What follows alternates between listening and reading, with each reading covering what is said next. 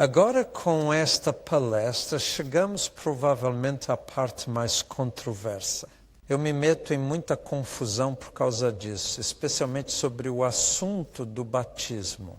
Provavelmente é o assunto mais quente relacionado a nascer de novo em todas as partes da igreja. Não apenas aqueles que batizam bebês, mas até mesmo aqueles que batizam crentes. Muitas vezes têm dificuldade em vendo onde o batismo se encaixa na salvação, vendo onde isso se encaixa em nascer de novo, vendo onde isso se encaixa em entrando na vida eterna aqui e agora.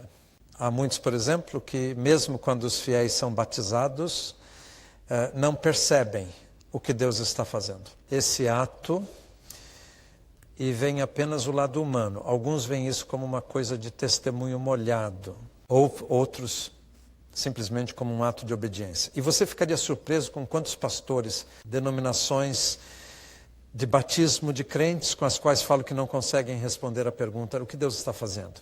Para um crente, quando é batizado, eles o veem puramente como um ato humano. Eu estava falando sobre isso uma vez e tinha uma senhora querida de Trinidade na congregação que obviamente estava acostumada a participar dos sermões, se é que você me entende. Prega, irmão, prega, irmão. Mas ela gritou como uma metodista, como limpa a seco. Eu disse: senhora, eu gosto do seu humor, mas não gosto da sua teologia. Certo, vamos tratar desse tal batismo então. Primeiro de tudo, tenho que te dar um pouco de história. Onde tudo começou? Quanto à Bíblia, começou com João o Batizador. Isso é o que a palavra batista significa. Significa João o mergulhador, ou João o molhador, ou João o encharcador. Era só isso que significava. Não foi escrito com um B maiúsculo. Isso simplesmente significa alguém que mergulhou outra pessoa em alguma coisa. Então, ele ganhou o apelido de João o Mergulhador, ou em nossos termos, João o Batista, ou literalmente João o Batizador. Agora, pelo que sabemos, ninguém havia feito isso antes dele. No entanto, logo desde o alvorecer da história, é um fato que quando as pessoas se sentem sujas por dentro, eles sempre lavam o exterior.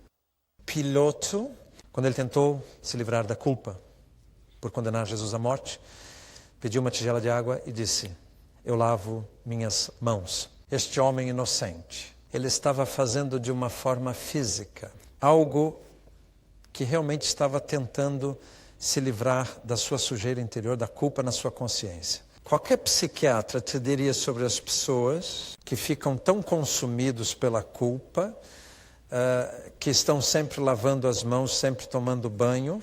Homens, quando cometem um ato de imoralidade, frequentemente gostam de tomar um banho, só para tentar se sentir um pouco mais limpo. Então, desde tempos imemoriais, houve um significado ritualístico na lavagem com água e não apenas físico. Na verdade, em um casamento do Oriente Médio até hoje, em um casamento muçulmano, o noivo é levado pelos seus amigos, não para uma despedida de solteiro. Mas eles o pegam e dão um banho nele, para lavar toda a sua solteirice, para apresentá-lo limpo à noiva, de modo que lavar-se com água para algo além de uma limpeza física não é desconhecido nas sociedades humanas. De fato, no Velho Testamento, os sacerdotes levíticos, duas coisas foram feitas a eles quando foram consagrados para o sacerdócio: foram lavados com água e ungidos com óleo. No Novo Pacto, todos os crentes são sacerdotes. Então, todos os crentes têm essas duas coisas, um batismo na água e uma unção. Estes são os dois passos que agora vamos considerar nesta palestra e na próxima. Então, para ser consagrado como sacerdote, que agora somos o sacerdócio de todos os crentes, nós também temos uma lavagem na água e uma unção não com óleo, mas com o Espírito Santo, quem é representado pelo óleo.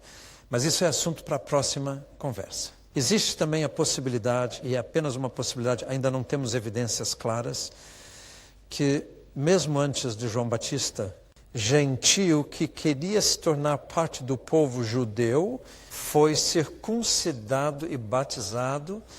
Muitos argumentaram que João estava simplesmente copiando o que é chamado de batismo de prosélitos dos judeus. Se for assim, então o batismo dele deve ter sido muito ofensivo, pois ele estava dizendo ao povo judeu que precisavam ser batizados. Enquanto se os judeus já estivessem usando isso nos gentios, ele estava tratando os judeus como gentios. Dizendo, você não faz parte do povo de Deus de jeito algum. Bem, não sabemos ao certo se João recebeu isso de mais alguém. Nós, ou simplesmente diretamente do Senhor, nós sabemos que o que ele estava fazendo era batizar as pessoas para o arrependimento. Agora diz que ele batizava pessoas na água para o arrependimento. Agora, essa palavra para é tão importante quanto a palavra em, porque isso te diz algo. Aqui está João Batista. Ele diz, eu vou batizar você na água para o arrependimento. Portanto, você deve estar em arrependimento antes de eu batizá-lo para o arrependimento. Agora fique comigo, este é um ponto muito importante. Ele diz, produza frutos dignos de arrependimento e eu te batizarei em arrependimento. De modo que o batismo na água estava fazendo algo pela penitência em que já se encontravam, trazendo a um clímax e uma conclusão, uma consumação. É isso que o batismo faz. Ele leva o que você já está ao seu clímax e consumação. Então ele diz, você já deve estar em arrependimento. Se estiver, então eu o batizarei em arrependimento. Em inglês, normalmente, teríamos que dizer diretamente. É como se eu, como pastor, dissesse a um casal, provem para mim que estão apaixonados. Eu vou casar você no amor. O casamento não inicia o amor, mas o leva-te a uma consumação, um clímax, uma conclusão. De modo que um casal possa estar apaixonado muito antes de se casar. Mas a cerimônia de casamento e a consumação física dela levam esse amor à sua expressão completa. Você entendeu? É esse o significado de para dentro. Into, em inglês, geralmente significa a primeira introdução a algo, mas em grego significa ser levado diretamente para algo. Para que eu já possa estar me arrependendo dos meus pecados, mas o batismo nas águas traz esse arrependimento à sua conclusão. Acordo final, uma ruptura final com a vida antiga. Eu já posso estar acreditando em Jesus, mas o batismo me leva à consumação dessa fé, ao me identificar tão fortemente com sua morte, sepultamento e ressurreição. Isso resolveu a questão. Você está começando a entender o que o batismo faz. Não marca por si só o início do arrependimento e da fé, mas leva ambos à sua consumação, à sua conclusão. Fazendo algo por Deus, fazer algo pelo crente. Bem, agora Jesus adotou a prática do batismo de João, mas seus discípulos fizeram isso. O próprio Jesus nunca batizou. Simão Pedro pegou a dica de Jesus e mais tarde Pedro se recusou a batizar a si mesmo. Como Paulo mais tarde recusou-se a batizar. Você sabe por que fizeram isso? Porque não queriam que o foco fosse no batizador. Você me entende? Não importa quem te batize, esse não é o ponto. E assim Jesus não o faria, para que ninguém pudesse dizer, eu tive um batismo melhor do que você. Jesus me batizou, Pedro não batizou Cornélio. Ele disse para outros fazerem isso para que Cornélio nunca dissesse, eu tive Simão Pedro me batizando. Se você disser, o Senhor fulano me batizou, você não entendeu nada. De fato, alguns de vocês aqui de igrejas onde fui pastor sabem que eu sempre batizei com alguém, então nós dois fizemos isso. Para que ninguém pudesse dizer, ele me batizou. O importante não é a pessoa, é o ato. Isso se tornou, claro, parte do mandato missionário e da igreja primitiva. Todos foram batizados. Não existia tal coisa como um cristão não batizado na igreja primitiva. Seria uma contradição em termos, como alguém poderia dizer, aceitei Jesus como Senhor se não fez a primeira coisa que ele disse. Isso é só besteira. Como alguém pode dizer eu acredito em Jesus quando não obedecem? É absurdo. A primeira coisa que Jesus disse, o que ele mandou seus discípulos fazerem foi ser batizados. Ele disse, vá e faça discípulos de todas as nações, batizando-os. Então, ensinar-lhes a observar tudo o que eu ordenei. Você começa o primeiro ato de arrependimento e fé na vida cristã. É ser batizado, o primeiro ato de confiança e obediência. É ser batizado. Seria surpreendente para os apóstolos no Novo Testamento que as pessoas pudessem se considerar discípulos de Jesus sem isso. Porque essa é a primeira expressão da sua penitência e fé. Agora, como era feito o batismo no Novo Testamento? Bem, eles os mergulharam. A palavra batizar é de origem grega. E significa apenas uma coisa. Eu anotei todos os seus significados. Há um monte de significados em inglês que começam com a letra D e um monte com a letra S. Aqui estão: molhar, mergulhar, encharcar. Pato, mergulho, molhar, inundar. Aqui estão os S's. Molhar, afundar, alagar, embeber, saturar. Essas são todas as palavras em inglês que correspondem à única palavra grega, batismo, de onde tiramos nossa palavra batizado. Vou te contar algo agora que provavelmente você não sabe e que vai te surpreender. Foi escrito na Sociedade da Bíblia regulamentos. Eu os vi, recebi uma cópia há 3 meses, de que sempre que as escrituras fossem traduzidas para o inglês, a palavra baptizei não deve ser traduzida para o inglês. Você acreditaria nisso? Somos a única língua no mundo que não pode ter todas as escrituras na nossa própria língua. Porque se fosse traduzido com qualquer uma das palavras que mencionei, muitas pessoas da igreja ficariam chateadas. Não é trágico. Então a palavra é transliterada. Quero dizer com isso que está simplesmente escrito em letras do alfabeto inglês, não está traduzido. Então baptizem se torna batize. Em vez de se molhar, mergulhar, encharcar, mergulhar. Mas João, o Batista, era João, o mergulhador. João, o mergulhador. Dom João, o encharcador. Esse era o apelido dele. Por acaso, veremos na próxima conversa que o mesmo apelido foi dado a Jesus. Você sabia que Jesus era um batista? No Evangelho de João, ele recebe o mesmo título, Jesus mergulhador, exceto que ele não mergulha pessoas na água, ele mergulha pessoas no Espírito Santo. É o mesmo título, mesma palavra. Mas temos mais evidências na Bíblia do que isso. Temos, por exemplo, um versículo em João 3. Você sabia que João 3 diz quanto de água usar no batismo cristão? Incrível quantas pessoas conhecem João 3.16 e não sabem que João 3.23 diz João estava batizando perto de Enom. Salim ou perto de Salim, perto de Enom, esqueci como é, porque lá havia muita água ali. Agora, se você entende inglês claro, não poderia estar mais claro do que isso. Eles tinham que escolher um lugar onde havia muita água. Também temos Atos 8, o eunuco etíope. Diz que ele desceu a água e saiu dela. Nada poderia ser mais claro. Até hoje, a Igreja Ortodoxa grega, eles conhecem grego. Sempre mergulhe bebês. Eu estava fascinado em assistir a imersão de um bebê em uma igreja ortodoxa grega na televisão, aquele pobre pequenino nu. Fui imerso 3 vezes em nome do Pai, do Filho e do Espírito Santo. Isso marcou o fim da cerimônia, na prática.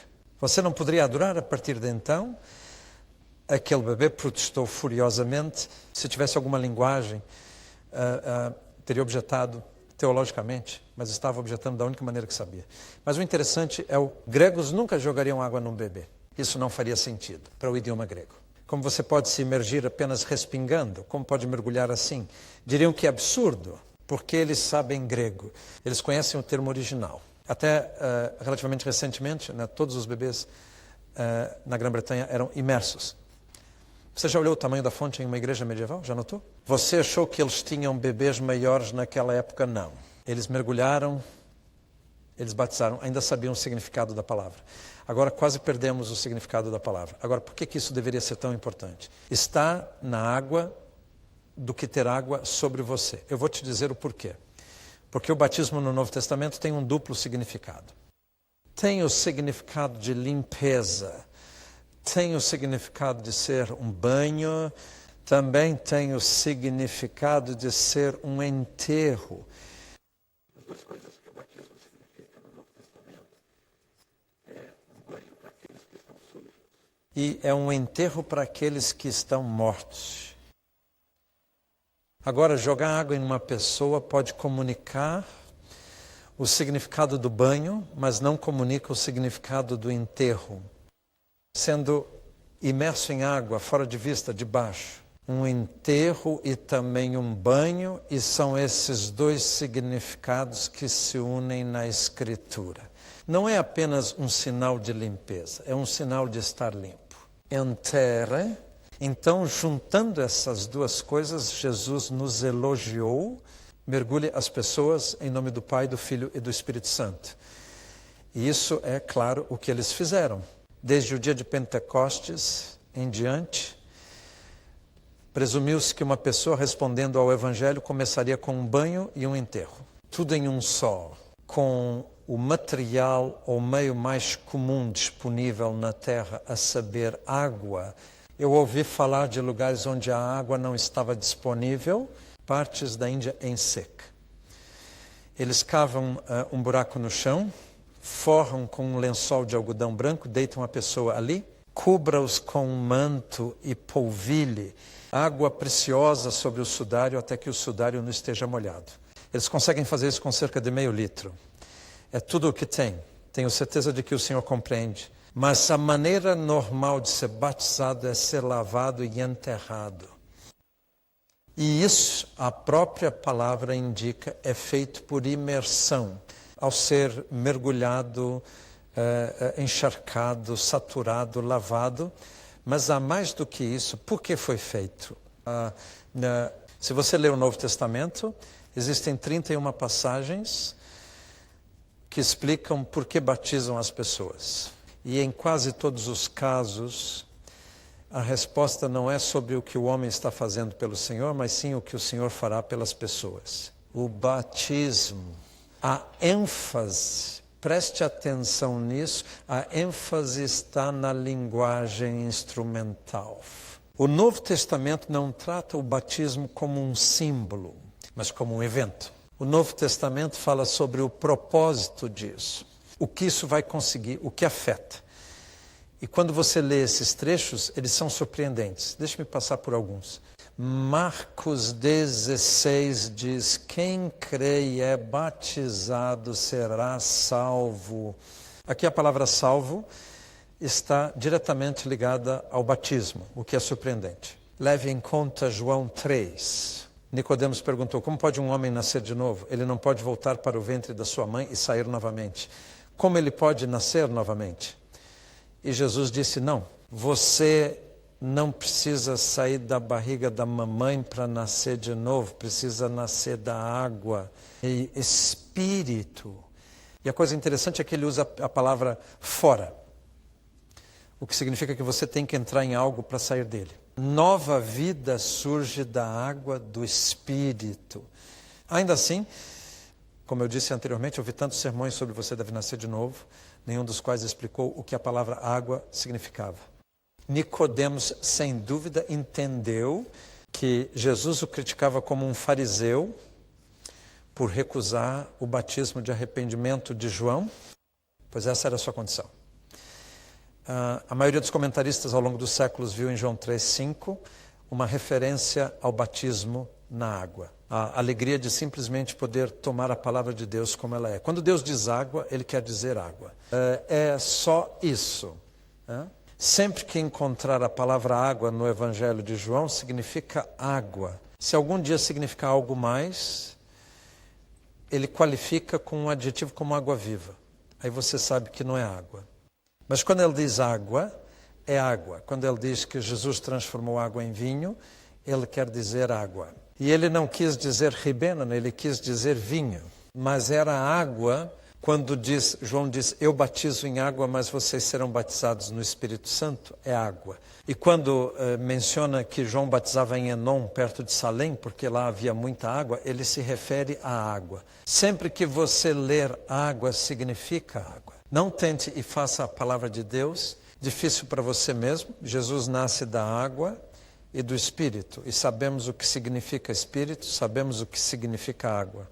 Siga em frente. Pedro, no dia de Pentecoste, quando disseram, o que devemos fazer? Ele disse que lhes falou muitas outras coisas.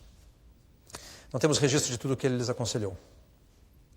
Tenho certeza de que os aconselhou nas 4 coisas que estou mencionando, mas ele disse, arrependam-se. Sejam batizados, cada um de vocês seja imerso para o perdão, tá? Seus pecados. É para isso que serve. Mais tarde, Saulo de Tarso encontrou Jesus ressuscitado na estrada de Damasco. 3 dias depois, um querido senhor chamado Ananias veio e disse, irmão viu. Foi preciso muita graça para dizer isso. Irmão Saul, o que você está esperando? Levante-se, mergulhe e tenha seus pecados lavados, chamando o seu nome. E assim continua por todo o Novo Testamento. Efésios 5, Paulo diz que Jesus purificou sua igreja pela lavagem com água, com a palavra, a lavagem com água, e isso significa água. Hebreus 10 diz, vamos nos aproximar de seu trono com total certeza de fé, tendo nossos corpos lavados com água limpa. E nossa consciência é aspergida. Polvilhe sua consciência, mas tenha seu corpo lavado em água limpa. É claro como o dia. Eu acho que o mais declaração surpreendente é de Pedro. Na carta de Pedro ele diz isso. Ouça, o batismo agora salva você, não ao lavar a sujeira do seu corpo, mas por um apelo a Deus, por uma consciência limpa através da ressurreição de Jesus dos mortos. Ouça, o batismo agora salva você. A palavra salva aí significa o que significa em todo lugar. Ainda assim, a maioria dos cristãos não consegue relacionar batismo com salvação. Não é incrível? A pergunta que mais me fazem é, precisa ser batizado para ser salvo? Ora, quantas vezes a palavra de Deus precisa dizer isso? Antes vamos acreditar. Jesus disse, quem acredita e é batizado será salvo. Pedro disse que o batismo agora salva você. Este é 1 Pedro 3:21. Não é lavando a sujeira do corpo, mas fazendo um apelo a Deus por uma consciência limpa. Todos os apóstolos tratam o batismo como um evento, no qual Deus está fazendo algo. Eles comparam isso a eventos relacionados à água no Antigo Testamento, onde Deus também fez algo por seu povo. Paulo, por exemplo, diz que o batismo é como a travessia do Mar Vermelho para o judeu. O que significava para o judeu atravessar o Mar Vermelho? Diz, quando os judeus atravessaram o Mar Vermelho, foram batizados em Moisés. Agora eles já seguiam Moisés por 3 dias. Então não começou a seguir Moisés. O que fez, levou-os ao clímax de onde o faraó foi deixado na outra margem. Eles tinham apenas um líder agora, Moisés. Enquanto estivessem do outro lado da água, estavam ao alcance do faraó. Mas o que a travessia do Mar Vermelho significou para o judeu em relação ao faraó. O batismo é para o cristão em relação a Satanás. Romanos 6 diz que uma vez que você foi sepultado com Cristo no batismo, o pecado não tem mais domínio. Você está na margem certa do Mar Vermelho. Você é literalmente libertado do território de Satanás. Agora isso torna o batismo uma libertação. E quero que você perceba, muitos cristãos não precisariam de um ministério de libertação se vissem o que seu batismo realmente fez. Você consegue entender o que estou dizendo? Assim como as tropas do faraó foram afogadas na água do batismo, os demônios de Satanás são afogados nas águas do batismo. O pecado não tem mais domínio sobre você. Você pode realmente dizer, Satanás vai para o inferno, você está falando com uma pessoa morta. Você compareceu ao meu funeral. É aí que o sepultamento entra. Isso marca a despedida final. Eu realizei muitos funerais no meu tempo. Apenas um nos últimos 8 anos, mas antes disso eu tomei muitos. E às vezes eu fui à casa de uma viúva, ela me cumprimenta na porta antes do funeral e diz isso: olá, Sr. Paulson, entre. Gostaria de ver meu marido, ele está na sala da frente. Que maneira estranha de falar, não é? Eu entro na sala da frente e lá ele está deitado e ela vai acariciar a cabeça dele, afofa o travesseiro e beija a testa dele como se ele ainda estivesse lá. Então vamos ao funeral e voltamos do cemitério para o chá de presunto. Sobre o sanduíche de presunto, ela me diz outra coisa. Ela diz: Senhor Paulson, meu marido foi um bom homem para mim. Agora, por que antes do funeral ela disse que ele está na sala da frente? E após o funeral, ele era um bom homem. Eu te direi por quê. Porque o enterro é o fim definitivo de uma vida. Não é a morte que termina a sua relação, é o enterro. Você sabe que nunca mais vai vê-los novamente, nunca mais tocar neles, é isso. É por isso que as famílias do desastre de Lockerbie e o desastre da plataforma Piper criam os corpos, para que eles possam se despedir adequadamente. É correto ter um funeral. Mas depois disso, você sabe, é isso, não tenho mais relação alguma. E claro, o casamento é apenas para este mundo, não é renovado no seguinte, é até que a morte nos separe. O enterro é o adeus final à vida antiga. É por isso que Satanás odeia o batismo. Porque ele sabe que é o enterro. Quando minha esposa e eu estávamos na Arábia, quando os muçulmanos se batizavam, assinavam sua sentença de morte. Eles foram assassinados, esfaqueados, envenenados. Alguns tiveram suas casas incendiadas com suas famílias dentro. Os muçulmanos não se importavam que eles fossem à igreja, lendo suas Bíblias, dizendo que eram cristãos, mas quando eles se batizavam, sabiam que era o fim. Não podemos tocá-los agora. Satanás também sabe disso. Pedro comparou-o ao dilúvio de Noé. Ele disse, assim como a água do dilúvio de Noé marcou o fim completo do mundo em que vivia, trouxe-o a um novo começo. Então, o batismo faz isso por você. É um banho e um enterro. Alguns de vocês devem ter me ouvido falar sobre um jovem que vive a apenas 1 ou 2 quilômetros da nossa casa atual. Quando ele se voltou para Cristo há alguns anos, era um anjo do inferno. E ele se envolveu em todo tipo de coisa que não deveria. E sabia que a primeira coisa que deveria fazer era se batizar. Mas ele não queria ser batizado porque estava coberto de tatuagens. E percebeu que as pessoas da igreja não eram muito de tatuagens. Ele sabia que sua camisa ficava transparente na água. Então ele foi a um cirurgião plástico. Ele disse, você pode remover essa tatuagem do meu corpo? Porque uma de suas tatuagens era uma imagem do diabo que ele fez quando era um anjo do inferno. Ele não conseguia encarar ser batizado e deixar os cristãos verem o diabo em suas costas. Corpo. Então ele disse ao cirurgião plástico, você pode remover isso? E o cirurgião disse, não pelo Sistema de Saúde Nacional, isso é cirurgia estética. Isso vai custar algumas centenas de libras e levar meses. Ele disse, eu poderia queimar, mas isso deixa uma cicatriz. Ele disse, o que normalmente fazemos é enxertar pele de outra parte do seu corpo para substituir aquela pele. E o garoto disse, bem, eu não tenho o dinheiro e não tenho o tempo. Então ele foi e pediu a um amigo meu para batizá-lo. Acho que ele foi batizado em uma piscina. Ele mergulhou na água para enterrar seu passado, para lavar seus pecados, e quando ele saiu da água, quarto, 1 para as 2 já tinha ido. Apenas um, não o resto, apenas aquele se foi. Naquela água, H2O. Deus lavou o diabo de seu filho. Deus não ia deixar a marca de Satanás naquele filho. Agora, se você disser a esse menino que o batismo é apenas um símbolo, acho que ele vai rir na sua cara. Ele viu isso como uma libertação. Assim como todo judeu até hoje celebra a Páscoa e lembra a poderosa mão de Deus ao atravessá-los pelo Mar Vermelho. Então um cristão olha para trás para o dia do seu funeral. Tenho um amigo, um pastor, que quando batiza pessoas diz, agora é o seu funeral, aproveite. Você pode jogar esse funeral na cara de Satanás para sempre depois disso. Fui sepultado Tão certo quando Jesus foi enterrado, foi enterrado. Quando Jesus saiu daquela sepultura, ele não teve mais contato com Pilatos, nem mais com Satanás, não mais com Anás e Caifás. Ele estava fora do alcance deles. Ninguém pode tocá-lo agora.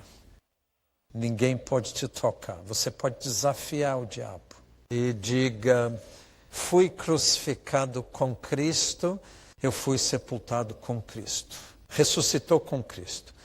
Veja, ser cristão não é apenas dizer, eu acredito que ele foi crucificado por mim. É poder dizer, fui crucificado com ele. Não é suficiente apenas dizer, eu acredito que ele foi enterrado por mim. Eu preciso ser capaz de dizer, eu fui enterrado com ele. Não basta apenas dizer, eu acredito que Jesus ressuscitou dos mortos. Precisamos ser capazes de dizer, eu renasci para uma nova vida. Em outras palavras, aqueles fatos históricos nos quais nossa fé se baseia, precisam se tornar minha própria experiência e história. Para que agora eu saiba que são verdadeiros, pois aconteceram comigo. Sei que ele foi crucificado porque eu também fui. Sei que ele foi sepultado, pois em seu nome fui sepultado. Sei que ele ressuscitou porque o mesmo poder que o ressuscitou dos mortos agora é meu. O que nos leva ao quarto tópico. Mas vou deixar para a próxima conversa. Agora, quando falamos assim, eu recebo todos os tipos de reações para essa visão do batismo. As duas perguntas que mais recebo são, primeiro, o que sobre regeneração batismal? Isso é realmente um problema para alguns cristãos. Vou explicar o que isso significa em um momento. E o outro, e sobre o batismo infantil? Então é melhor eu falar um pouco sobre essas duas coisas, mas também vou dizer que há um apêndice inteiro neste livro sobre o batismo infantil, o qual eu tento mostrar como surgiu, por que surgiu, como lidar com isso hoje e assim por diante. E eu não tenho tempo agora para explicar. Eu só tenho que ser totalmente honesto e dizer que no meu entendimento do nascimento cristão normal no Novo Testamento, eu não posso falhar. Batismo infantil nessa compreensão, me desculpe, sei que isso ofende muitos cristãos, mas simplesmente não consigo aceitar. Vou te contar o motivo. Não consigo aplicar o significado do batismo no Novo Testamento aos bebês. Não é a prática que me preocupa, é o significado. Se o batismo é um banho para pessoas sujas, como pode ser um banho para um bebê que ainda não está sujo? Se o batismo é um sepultamento para alguém que está morto, como pode ser dado a um bebê que não está morto? Não há ponto no batismo até alguém estar sujo, é morto.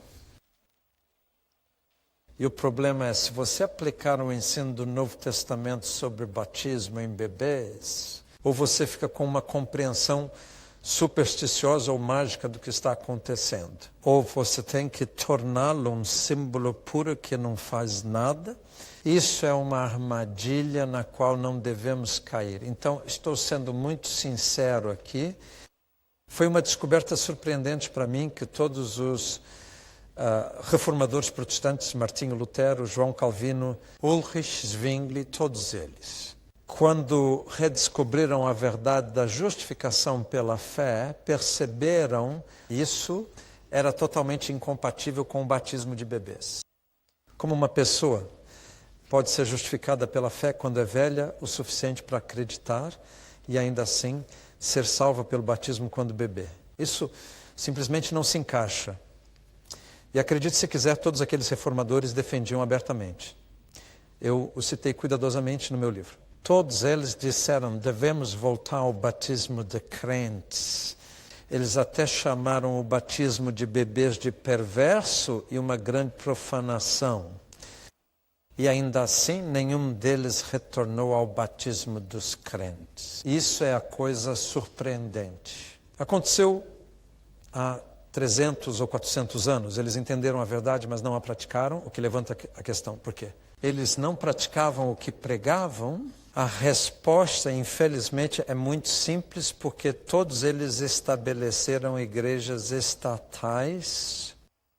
Você não pode ter uma igreja estatal que pratica o batismo dos crentes, porque uma igreja estatal deve acolher em sua membresia todos os cidadãos nascidos no Estado. Agora você vê o problema. Então, embora defendessem o batismo dos crentes, perceberam que não poderiam ter igrejas estatais e batismo dos crentes. Todos eles se estabeleceram por algum tipo de igreja estatal, em que um bebê nascido no Estado teve que ser acolhido na igreja. Então, de certa forma, acredito que a reforma nunca foi completa. Ficamos com uma prática medieval, cristandade, palavra que combina igreja e Estado, da qual ainda não nos libertamos. A verdade é que 2 em cada 3 cidadãos no Reino Unido foram batizados quando bebês, 2 em cada 3. A verdade também é que nem todo o mundo é mais ou menos metade para cada lado. Há um retorno em todo o mundo ao batismo dos crentes, mesmo dentro das igrejas estaduais. Agora, há uma lista publicada de igrejas anglicanas que têm piscinas disponíveis para o batismo por imersão. Então, eu acredito que é só uma questão de tempo, mas queria que pudéssemos acelerar. A coisa mais preocupante para mim é isso. Milhares que tomam uma decisão ou compromisso, como dizemos em uma cruzada de Billy Graham ou em uma grande missão como essa, no momento exato em que mais precisam de um banho e um enterro. Eles são informados de que não podem recebê-lo porque foram batizados. Agora, acho que isso está causando desconforto. De um meio vital de graça. Isso está roubando deles uma parte do novo nascimento. Acredito que é hora de voltarmos para a Bíblia. Honestidade e perguntar, podemos aplicar o significado do batismo no Novo Testamento para bebês? Minha resposta é não, não podemos. Se o batismo é realmente para o perdão dos pecados, o que isso tem a ver com um bebê? Se o batismo é para lavar os seus pecados, o que isso tem a ver com um bebê?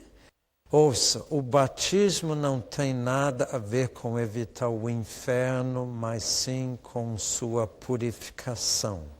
Eu me lembro quando batizei o Cliff Richard, e ele escreveu em sua autobiografia uma descrição muito vívida, livre de todo o jargão. Ele disse, David Paulson me lavou, me enxaguou e me pendurou para secar. E eu nunca me senti tão limpo em toda a minha vida.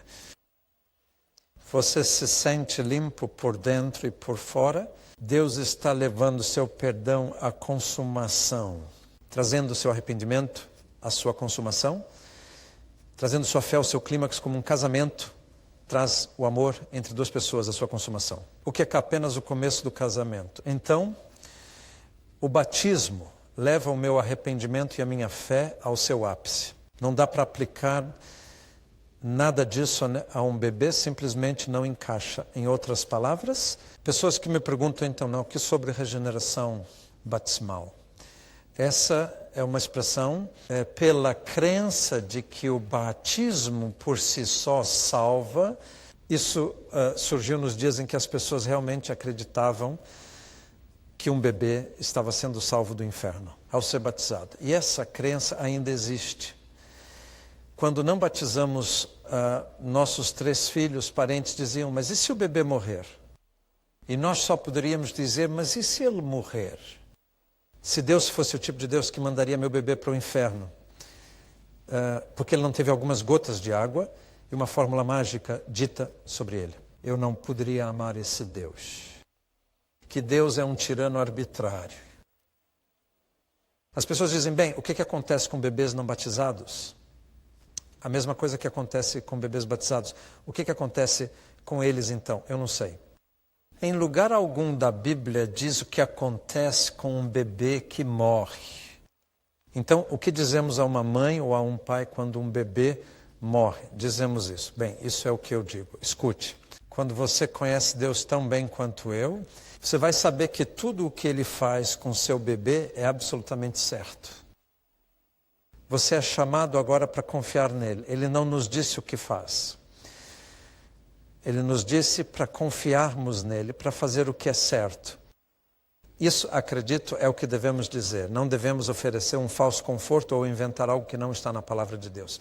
Ele decidiu não nos informar, mas ele nos disse para confiar nele. Agora, a regeneração batismal é a crença de que o batismo por si só, as palavras certas e um pouco de água, salva uma pessoa. Eu não acredito nisso. Eu nem mesmo acredito na regeneração batismal dos crentes. O que eu acredito é que, no contexto de um crente penitente entrando naquela água, aquela água é um meio de graça. Vai ter um efeito espiritual neles ao trazê-los o seu perdão, a sua purificação, a sua ruptura com a vida antiga, até o seu clímax e consumação. Faz parte da sua salvação, não do inferno, mas dos seus pecados, parte de permitir-lhes viver uma vida limpa e justa aqui. Vou falar mais sobre isso na última palestra. Mas acredito que devemos nos afastar de um evangelho que fala sobre estar seguro do inferno. No Novo Testamento, o evangelho de ser salvos de nossos pecados. Se você só se interessa em estar a salvo do inferno, não verá o que o batismo faz por você ou como ele se encaixa. Se você quer ser limpo dos seus pecados, você verá isso como a incrível oferta da graça de Deus para começar limpo. Na próxima conversa falaremos sobre o outro batismo que todo crente precisa. Viva corretamente. E esse é o batismo no Espírito Santo.